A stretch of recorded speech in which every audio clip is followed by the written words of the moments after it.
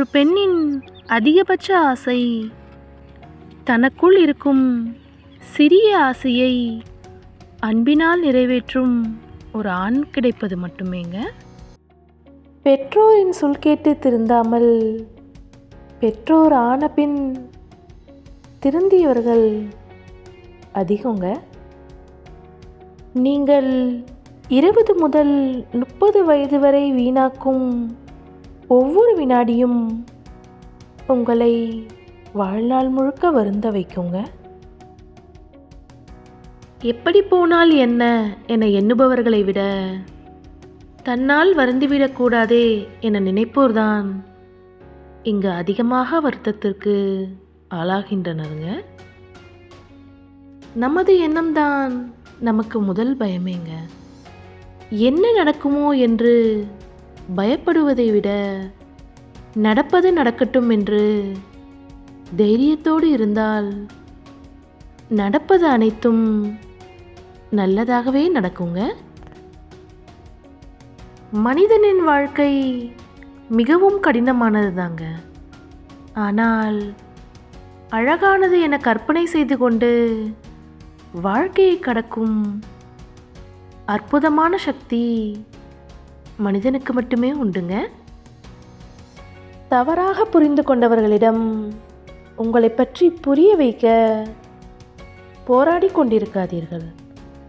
உலகில் விமர்சிக்கப்படாத மனிதர்கள் எவருமே இல்லைங்க. வெற்றி பெற்றவனுக்கு நீங்கள் கைத்தட்டும் போது அவர்கள் காதே கேட்காத உயரத்தில் இருப்பார்கள். வெற்றி பெறப் போகிறவர்களுக்கு தோள் தட்டுங்கள். அவர்கள் நினைவில் என்றும் நீங்கள் இருப்பீர்கள்ங்க. தூரமாகவே இருந்து விடுங்கள். யாரும் தொல்லை என்று நினைக்கும் அளவிற்கு நெருங்கி விடாதீர்கள். அன்பு கூட சில நேரங்களில் கசந்துதான் போகிறதுங்க. நம் வாழ்க்கையின் சந்தோஷம் நம் மனதில் இருக்கிறதுங்க. உங்கள் மனது அடுத்தவர்களை நம்பி இருந்தால் உங்களுக்கு சந்தோஷம் இருக்காது. எந்த கவலையும் கடந்து போகும் என்ற தெளிவிருந்தால் உற்சாகம் பிறக்குங்க. எந்த மகிழ்ச்சியும் கடந்து போகும் என்ற தெளிவிருந்தால் எச்சரிக்கை வருங்க. சிங்கமாக இருந்தாலும் படுத்து கிடக்காமல் ஓடினால்தான் இறை கிடைக்குங்க. தங்கமாக இருந்தாலும் சூட்டை தாங்கினால்தான் பிறர் விரும்பும் ஆபரணமாக முடியுங்க.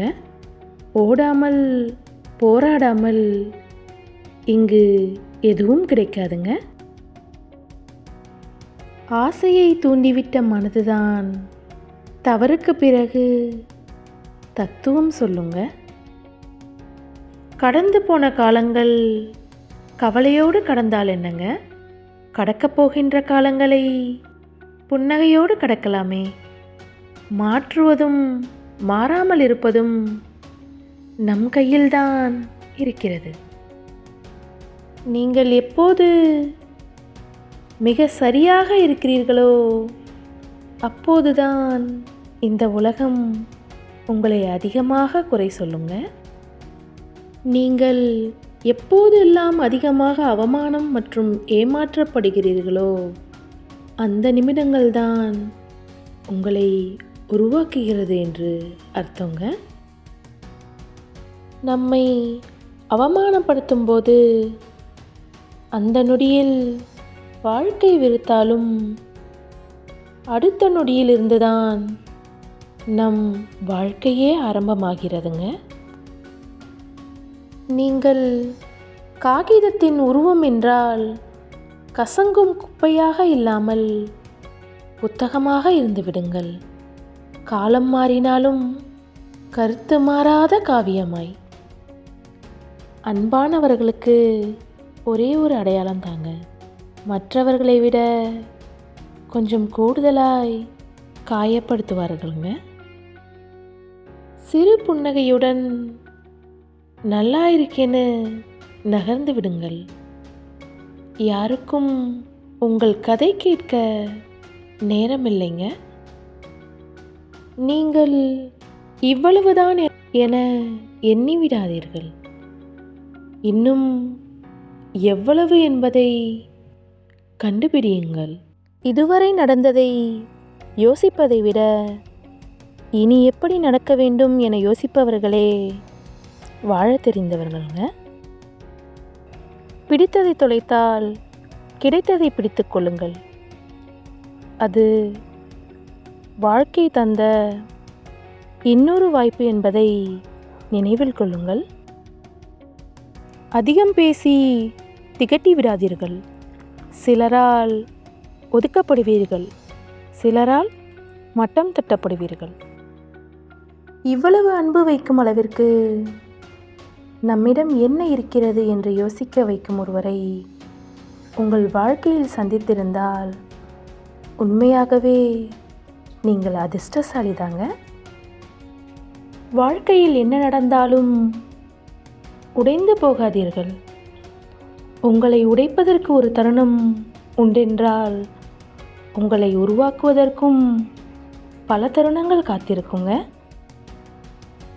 ஏமாற்றி சொத்து சேர்க்கலாங்க, ஆனால் அதை அனுபவிக்க ஏமாற்றி ஆயுளை அதிகரிக்க முடியாதுங்க.